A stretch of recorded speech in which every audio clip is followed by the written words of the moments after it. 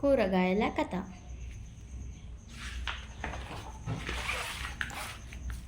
అనగనగా ఉల్లిపాయంత ఊరు ఉండేది. ఆ ఊరిలో ముల్లంగంత ముసలమ్మ ఉండేది.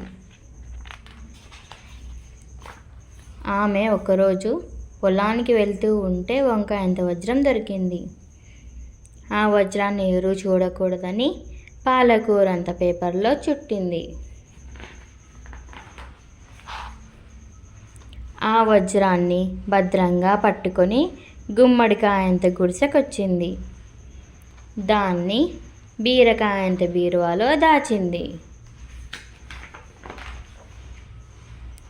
ముసలమ్మ వజ్రాన్ని దాచడం కిటికీలోంచి దొండకాయంత దొంగ చూశాడు.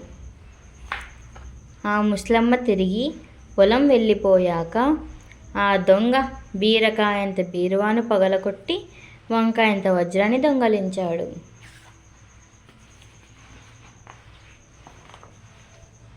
ఆ దొంగను ముసలమ్మ చూసింది. వెంటనే వెళ్ళి పొట్లకాయంత పోలీస్కి చెప్పింది. ఆ పోలీసు జీడికాయంత జీపు వేసుకొచ్చి దొండకాయంత దొంగను పట్టుకున్నాడు.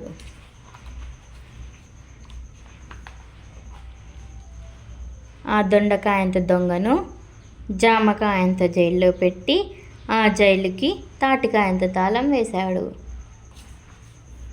పొట్లకాయంత పోలీసు దొండకాయంత దొంగ దగ్గర నుండి వంకాయంత వజ్రాన్ని తీసుకొని ముల్లంగంత ముసలమ్మకు అందించాడు. ముల్లంగంత ముసలమ్మ వంకాయంత వజ్రాన్ని తీసుకొని సంతోషంగా ఇంటికి వెళ్ళింది.